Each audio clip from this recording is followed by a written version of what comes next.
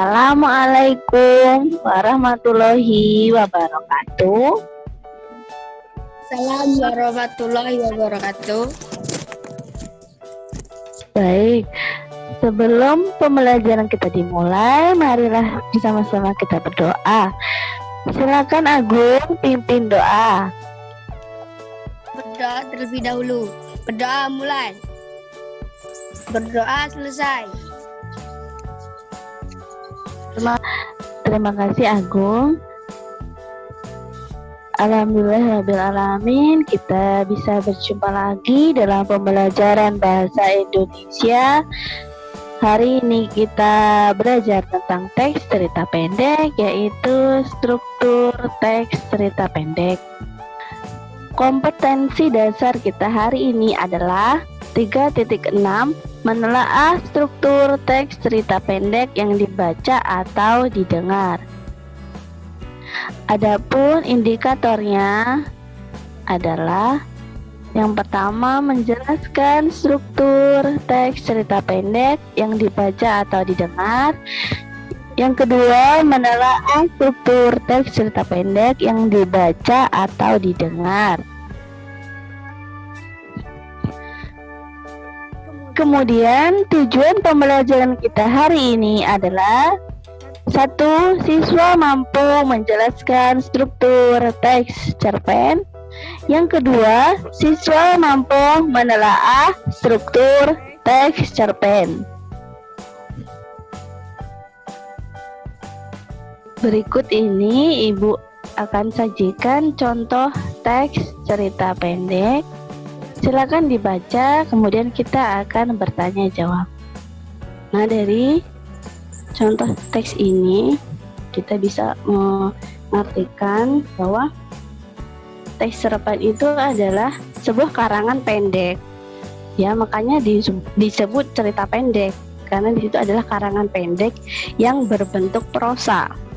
Nah, dalam cerita pendek itu dikisahkan sepenggal kehidupan tokoh, ya, yang tetap ada pertikaian atau konflik, tapi situ hanya satu konflik saja, satu peristiwa saja, yang pastinya di dalamnya ada cerita teks cerpen yang mengharukan, ada yang menyenangkan, dan ada mengandung sebuah kesan atau amanat yang bisa diambil dan mudah dipahami oleh pembaca.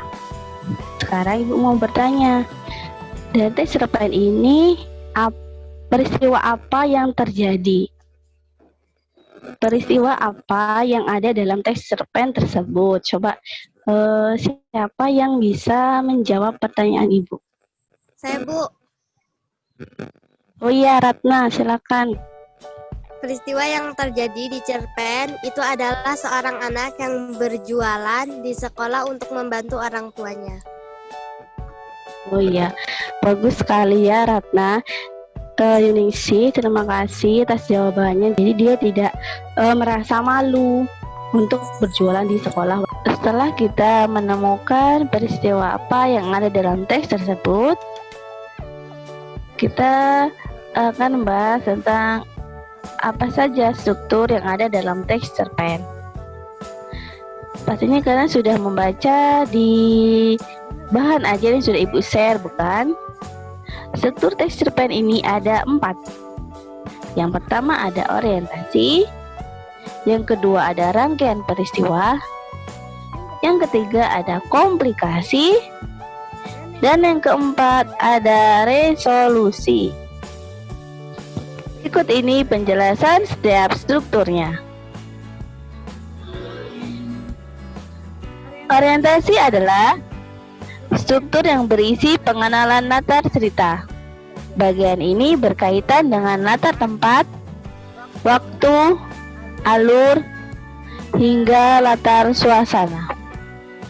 Dari contoh teks cerpen yang sudah kita baca di awal, kita bisa menentukan struktur teks cerpennya.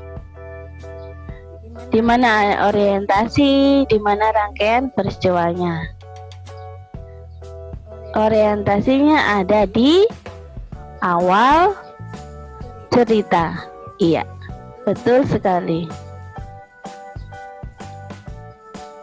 rangkaian peristiwa berisi tentang peristiwa yang dialami oleh tokoh, baik tokoh utama maupun tokoh pembantu.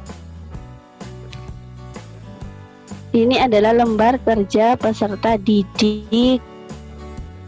Jadi apa Ibu lihat ini apa? Ini sudah Ibu share di Google Classroom, lembar kerja peserta didik ya, yang nantinya akan kalian kerjakan tapi secara individu di rumah masing-masing. Jadi kalau sudah selesai dikumpul dengan cara di-upload di Google Classroom-nya. Sebelum Ibu tutup pembelajaran hari ini, siapa yang bisa menyimpulkan dalam pembelajaran hari ini kita sudah belajar tentang apa, kita sudah menempatkan apa? Emma, Bu. Oh iya Emma, silakan. Pembelajaran hari ini adalah kita mengetahui pengertian cerita pendek dan Ya, bagus sekali rangkuman yang sudah diungkapkan oleh Emma, bahwa pembelajaran kita hari ini sudah membahas tentang struktur teks cerita pendek yang terdiri dari orientasi, rangkaian peristiwa, komplikasi, dan resolusi. Kita berjumpa lagi dalam pembelajaran berikutnya. Tetap semangat dan tetap jaga kesehatan. Jangan lupa patuhi protokol kesehatan. Dan jangan lupa untuk mengumpulkan tugas kalian hari ini. Ibu akhiri, wassalamualaikum warahmatullahi wabarakatuh.